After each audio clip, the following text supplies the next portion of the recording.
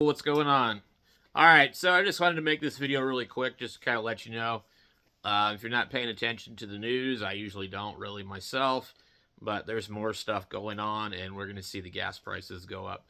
I did check. Diesel is $5.41 outside of town here in Arizona. It's $5.99 in town or higher.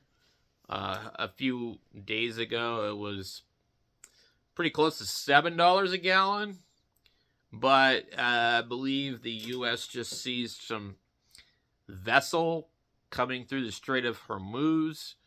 And so that was a dumbass move. I don't know what the politics are behind that, but that basically set the other fuckers off. And now they were, a video I watched, they were shooting at an Indian tanker trying to go through the Strait of Hormuz.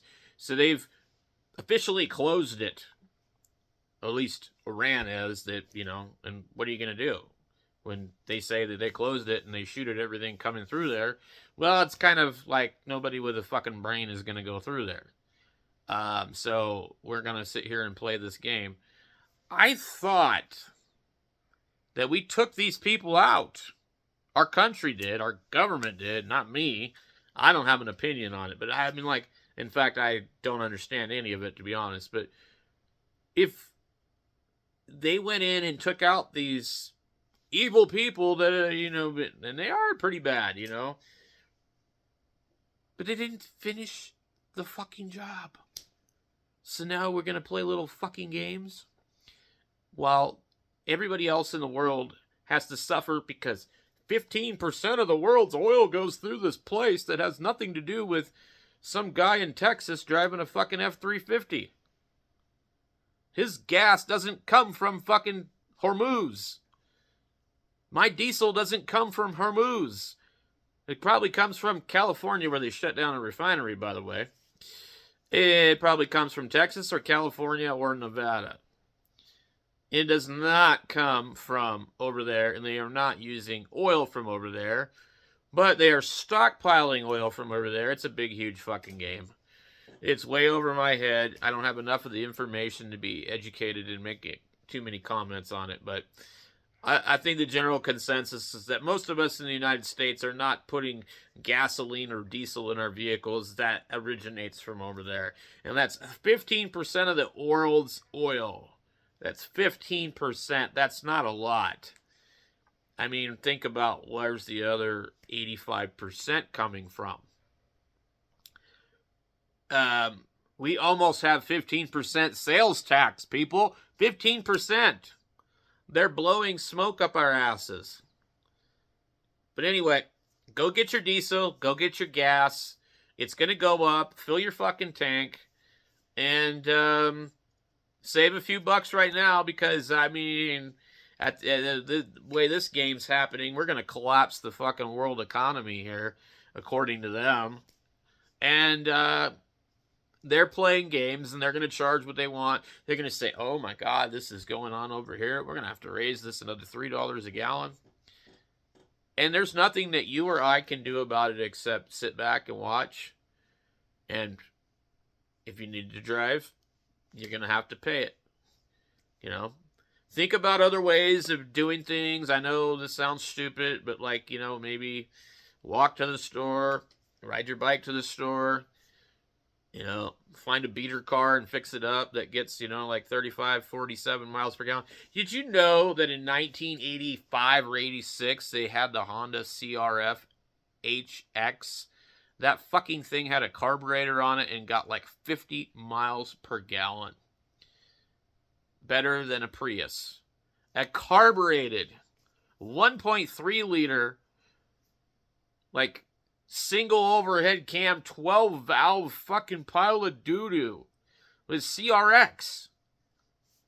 Got 50 miles per gallon, maybe even better depending on how well you drove it.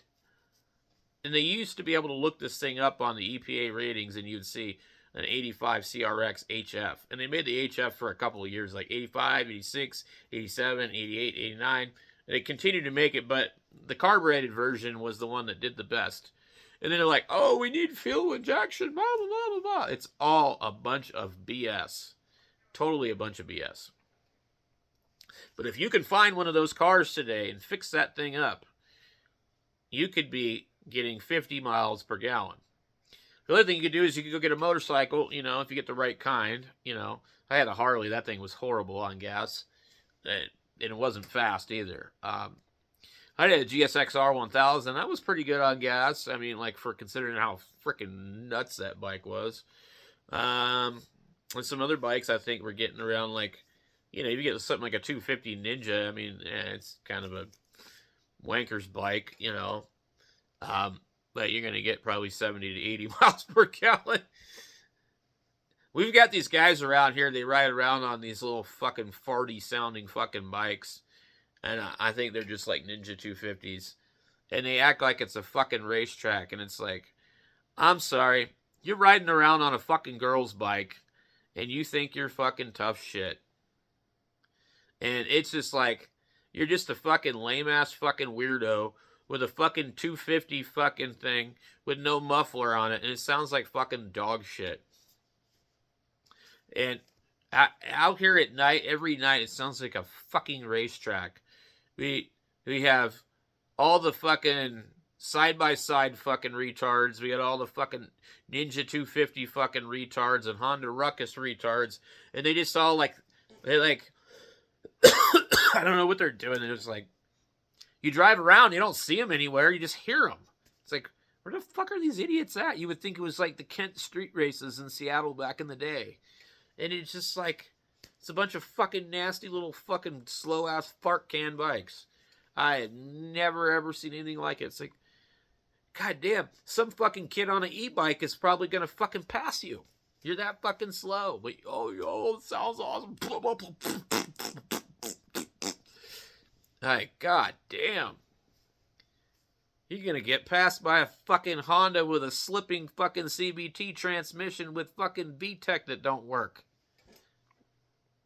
Anyway, guys, that's it for me. I just thought I'd give you a little fucking heads up on the gas and do the fucking morning rant and drop the F-bomb. I don't know how many times. We need an F-bomb counter. All right, I'll catch you guys later.